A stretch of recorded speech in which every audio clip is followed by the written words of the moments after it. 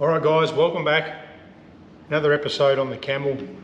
I've just been going over the second wing, very repetitive. So I've got 2 to go. I've got 2 coats of green on here, which I'll give you a look at. I'm going to flip the wing over, another coat of green. Watch along this week, we'll see what we get up to.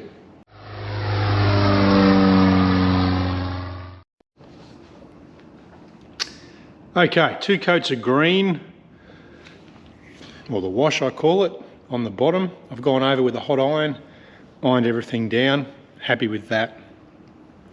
In the Dexter tent, oh, looks like it's dry nearly already. Same happened on the other wing, just this last bay. I think maybe the root or the tip rib is pulling in. I need to have a look at that. I reckon we're pretty close. So that's telling me 1 more coat. If this is what I tend to do, is if this is acceptable, I give it 1 more coat and walk away. And I think that's looking pretty good, guys. If I get it in the light for you, you get a good read on it in the light like that. Good drying day today. Looking fantastic. I think I'm now going to run into issues. I don't really want to put the green paint, green as in soft, not colour, back into my wing rack. Not yet anyway. I reckon it needs a good week to dry. So I might lay them out here somehow on some trestles. We'll get this one in the tent and build some ailerons at the same time.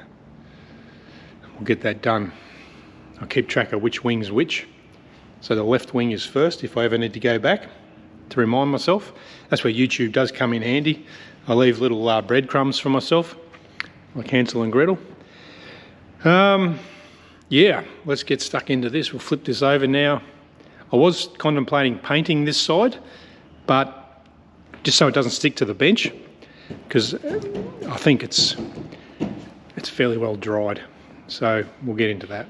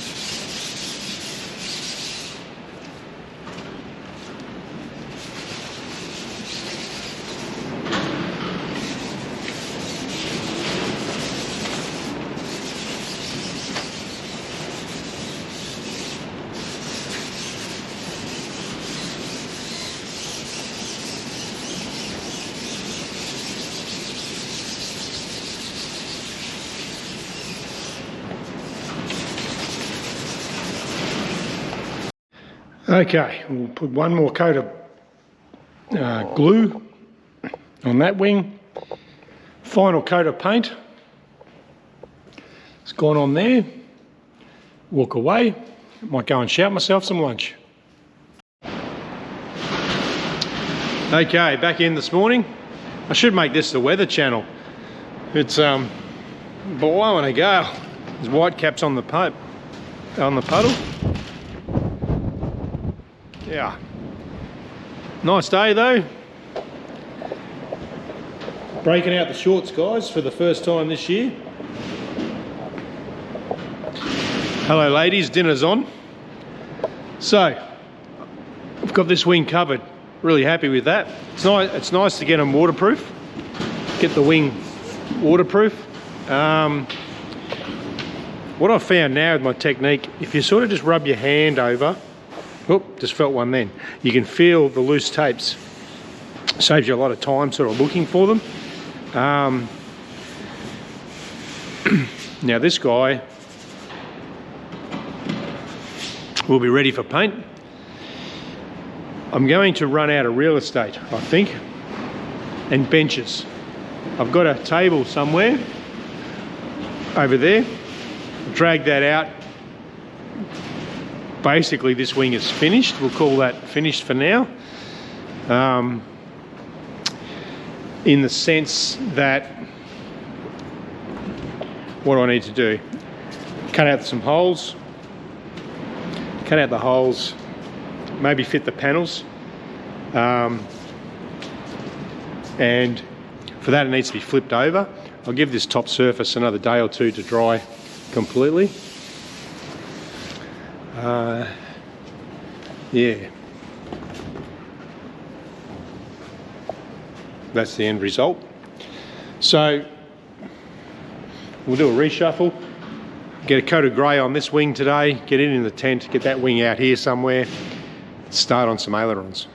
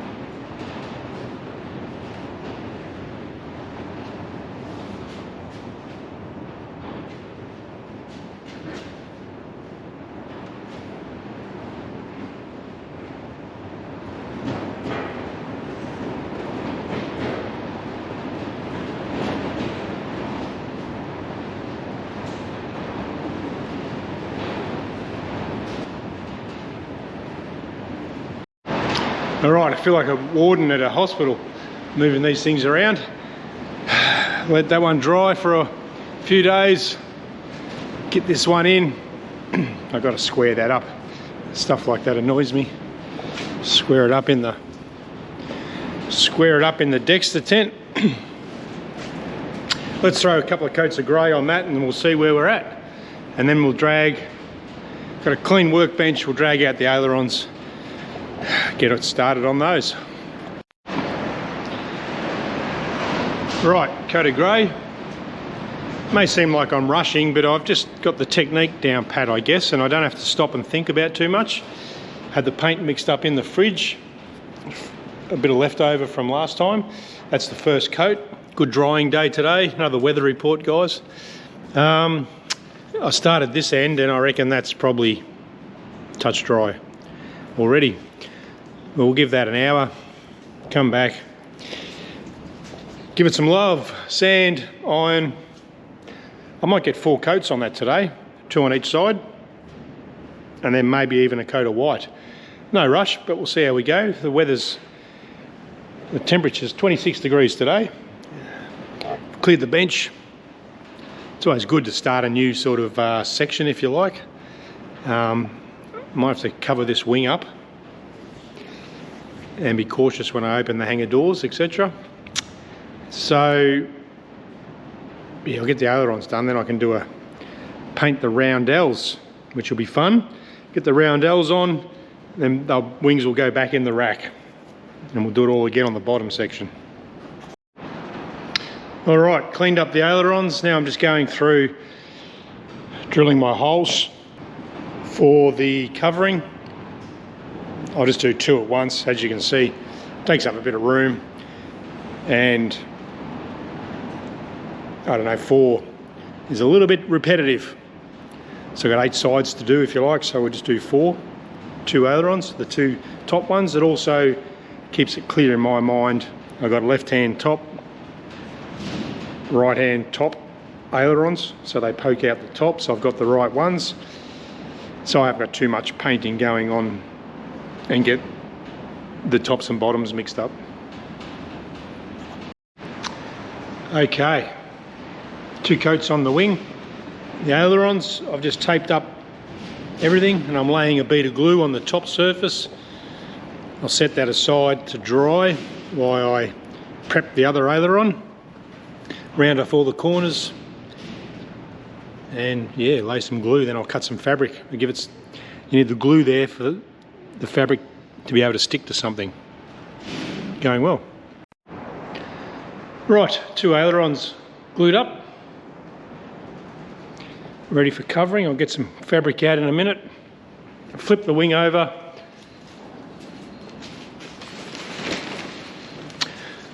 Just going to put 2 coats of grey on this, with about an hour in between, and then that'll get that wing sealed up nicely. Then we'll give it a break for today, the wing anyway. My other baby's just laying down there. Put some throw rugs over that before I go home.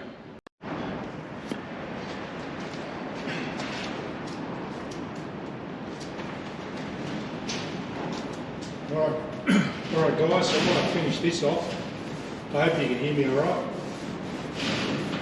For those who are contemplating buying an aerodrome aeroplanes kit, would I buy another one? Well, yeah, probably. Going right back to the start, when I ordered my kit, you know, the money's taken, you order the kit, you tick and flick, you know, do you want wheels, hubcaps, you know, tick and flick the bits you got. I think I've covered the $500 engine mount that I got, which was just 3 bits of steel with 2 welds for $500 US. Come on, that really annoyed me. But going back to when I ordered my kit, it took longer than what it says on the website, which is okay. I think it's 8 to 10 weeks or something. Took a good few months. So eventually my kit was ready. Then there was something with the shipping.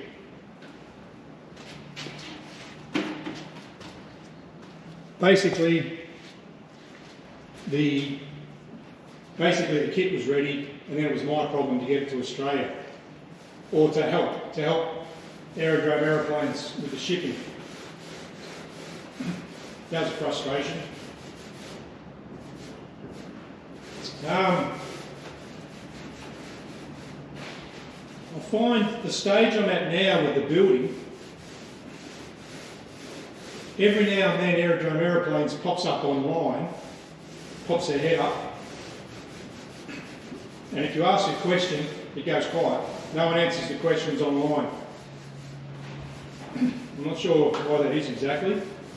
Myself and another guy who's flying one of these Aerodrome Aeroplanes, Sopwith Camel, flying it quite well from what I see. He asked a question recently online, you know, a comment under a post, and crickets, no one answers. He and I talk, answer each other's questions or comments, or acknowledge it, but the online support is not there. If you do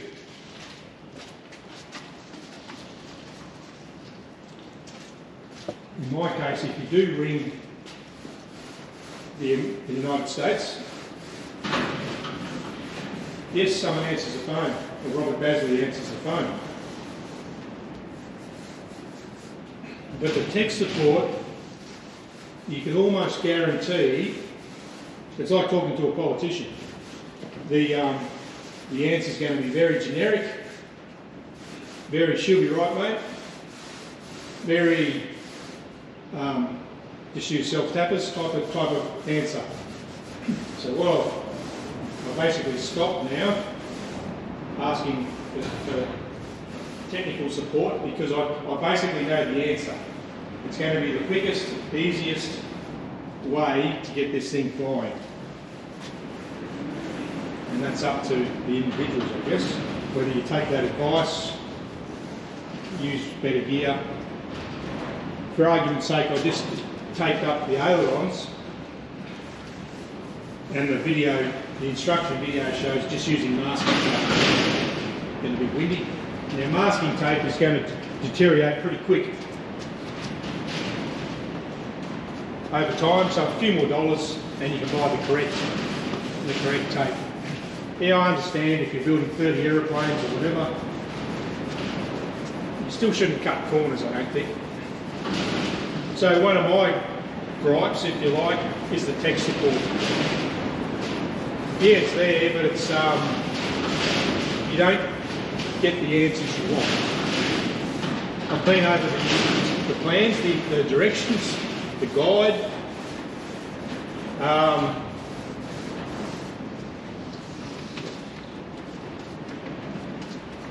To me, there are some very important parts missing from that. One is the dihedral. It's on the plan, but it's cut off.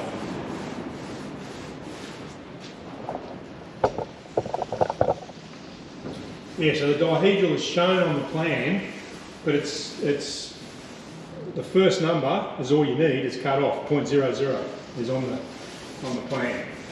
That's why when you look at these, no two camels are going to be the same from this manufacturer, I don't think.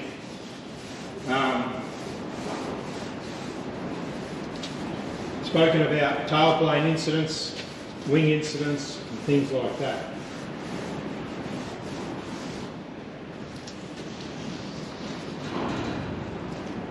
So in my opinion, it's lacking in that tech support side of things from an overseas customer perspective. I don't want to upset their aeroplanes, because I may buy another one day, but I just call it as it is and give you something to talk about while I paint yet another wing.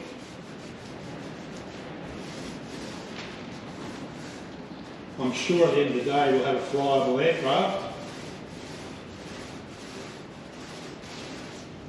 and if I do ring up with some questions, I'll get some advice.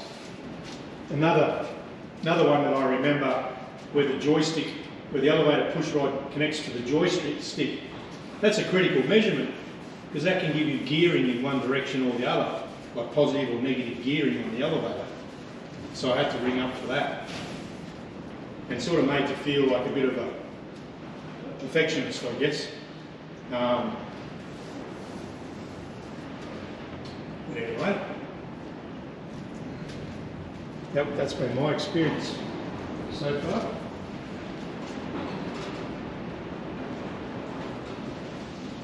You'll find the information you get given. I've got pages and pages of information. Sorry, I keep putting my back to the camera. Pages and pages of information on the mass-produced, what would you call them, the fittings, like the dumbbell shapes, or the tangs, things like that. And I'm pretty sure the reason is they're the bits of paper that are sent out to a machine shop to get them made. So it goes into the plans. There must be 10 or 12, there might only be 30 pages. 10 or 12 pages are just of these engineering drawings for a supplied bracket, which I don't really care about because it's already made and it's in the kit. So you've got pages and pages of that. When you want to go and find the information, cable tensions and all that sort of thing, it's non-existent. Yeah, the answer is just do them up tight, or 2 turns and then twang it and give it another quarter turn. It'd just be nice to say do it up to 20 foot-pounds. I know the flying wires work a different way, but the flight controls, i.e. the elevator cables and the aileron, be nice to have tension. So yeah, there you go. There is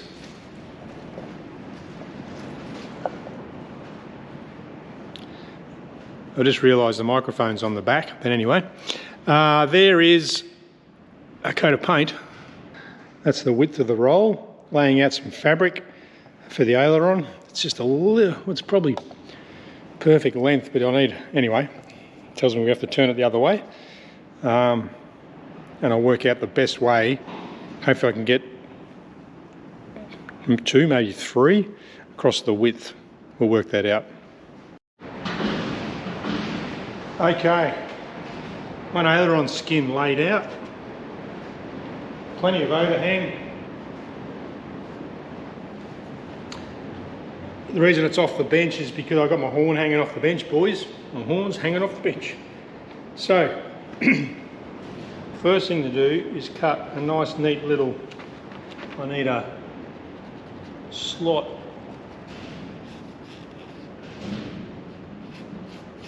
A slot right there.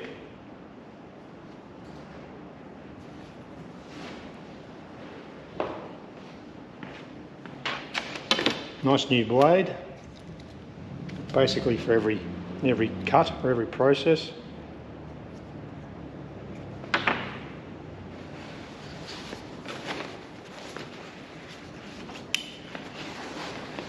Make sure I only cut one surface. This will get fixed with a doily, but for now, yes, you could pre-glue that, I guess, but with a sharp new blade.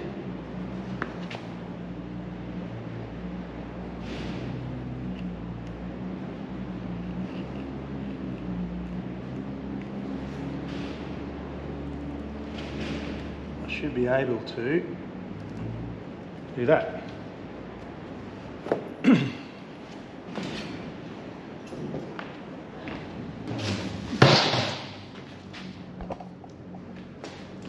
And now,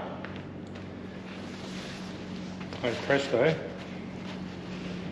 boom shakalaka. You know, that's why I need plenty of leeway, I guess. Now that has to stay there, so I think I will tack that on.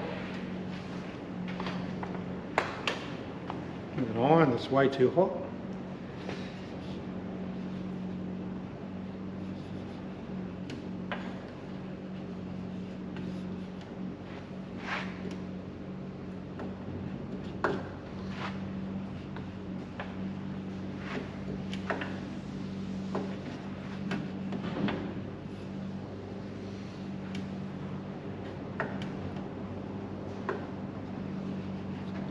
Could potentially glue that, but I'll just leave it for now. It just gives me the opportunity to lift it off if I need to. Let's do spare wires.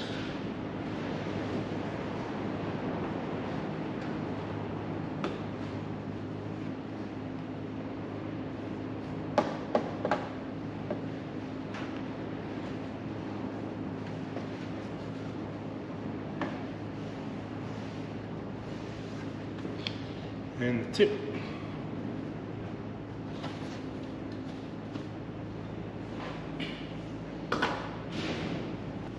So I've done that end, just pull this up tight, relatively tight, just get an initial shape. shrink on it, initial glue on it, bond.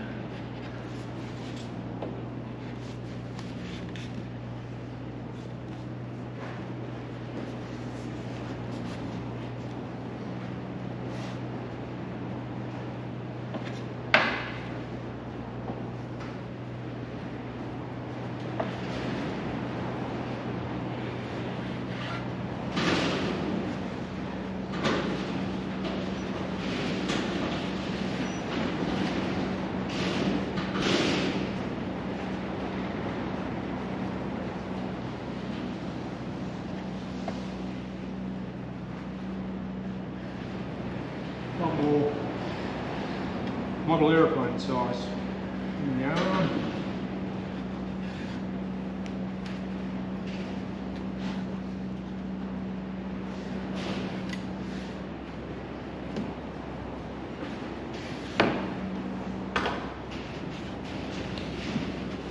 Leading edge.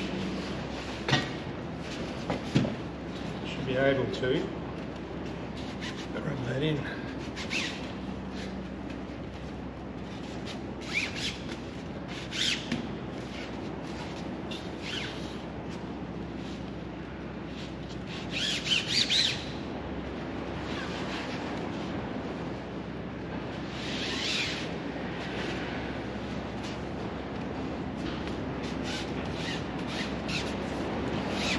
See that sticks to the glue. When I rub it like that, it sticks to the glue.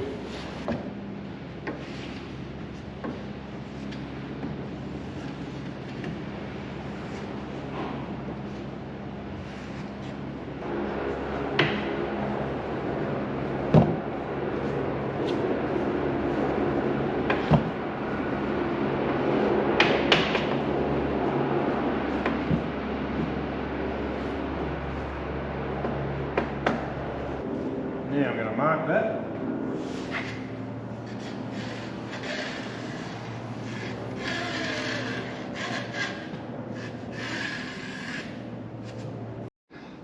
Okay, so got two going at once. You can see when you get a nice bond around the wingtip, wrap the fabric right the way around. Just seal the edge, pretty straightforward the ailerons so far. Really baggy on this side, but that'll get a shrink very soon. Once I've sealed the edge, let it dry and I'll do the other one. Going along quite nicely. I don't like to, I don't want to set the camera up and film this. I like to have the music in the background. It's a bit spooky out here without the music going. And I turn it off all the time because of copyright when I film. But going well, and you just get the end result, I guess. Okay, one side of both ailerons covered. We've got one there, another one there.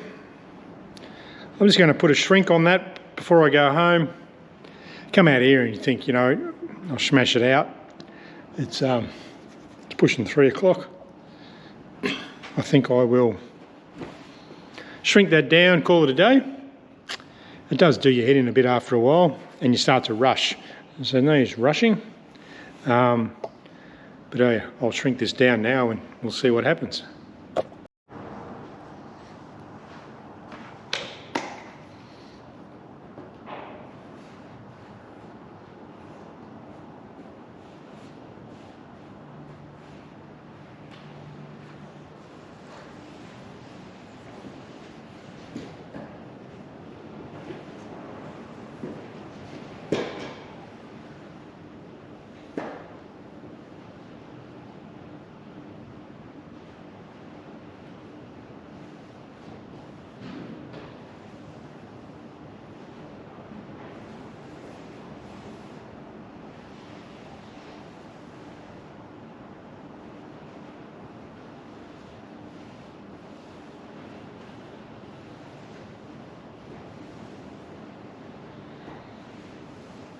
Mine set on just a bit more than 250, 275, something like that.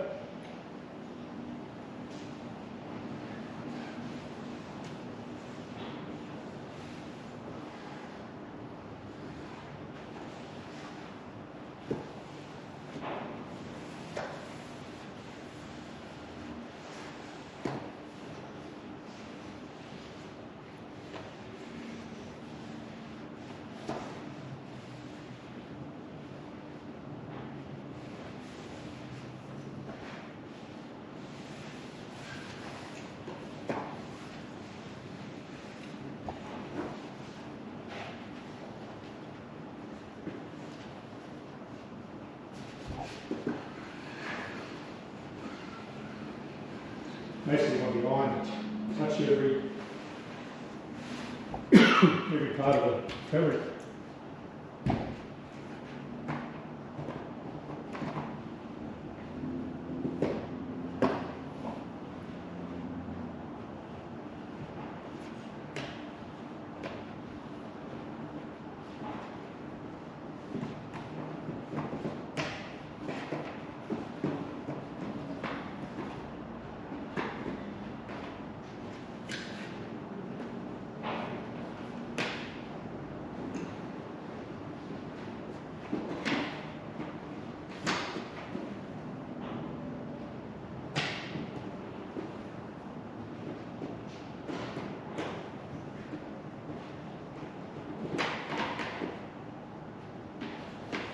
Ailerons are good because I can keep flipping it over as much as I want.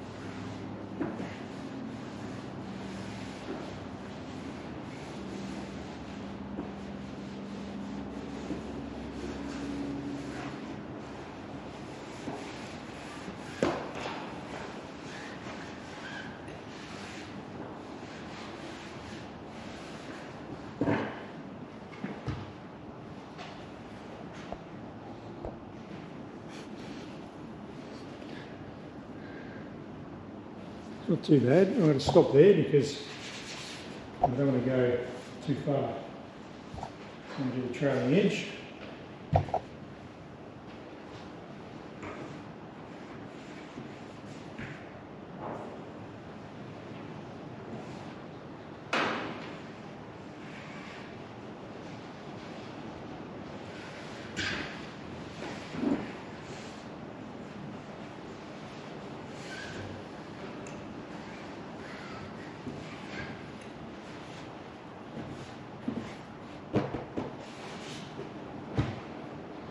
Gets it under control.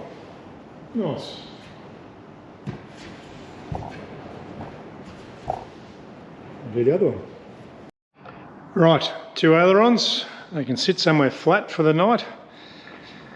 I've just come in and sanded this wing again.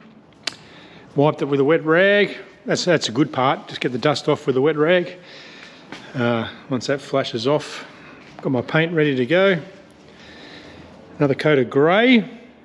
That's not bad for today. 2 coats on both sides. And when I come in tomorrow, I'll get some colour on the bottom. Need 3 to 5 coats on the bottom. And while I'm doing that, I'll finish off the ailerons and I guess they'll be ready for paint. Going well. All right guys, another few days cracking on with it. I've got 2 ailerons partially covered.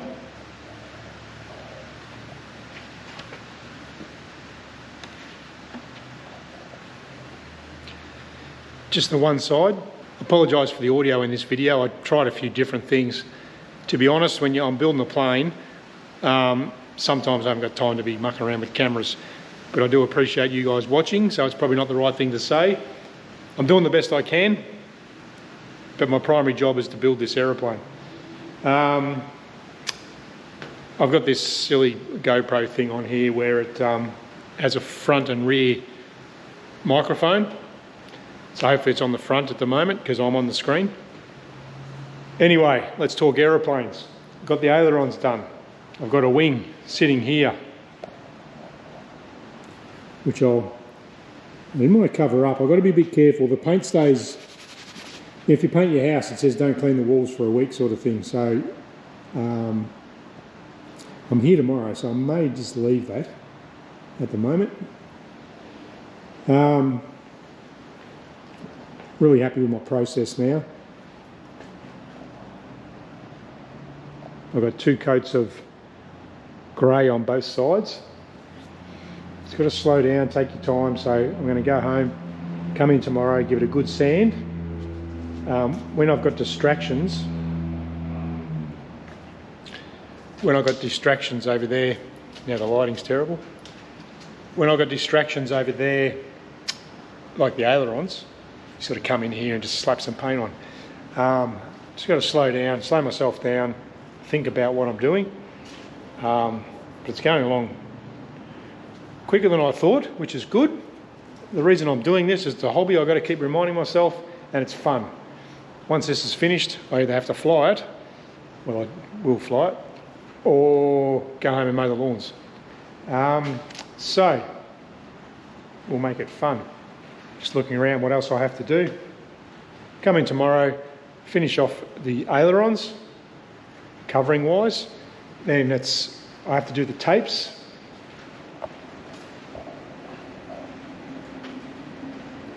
So I've decided to go just with, what is there, 1, 2, 3, 4 tapes each side, perimeter tapes. Still a lot of finicky stuff. I know on the top wing, I had access here for this nut here. I think I'll leave that out on the ailerons. Just saves me making a doily. If the day ever comes, I can take the aileron off, put it on the bench, cut a hole, repair it, paint it, put the aileron back on. So let's keep it simple. Oh, and drain holes. I might mark the drain holes before I go home. So there you go, guys. Pushing on. Haven't lost the plot yet. Hope you appreciate the videos. I appreciate you guys watching, and I'll catch you on the next video. Thanks for watching.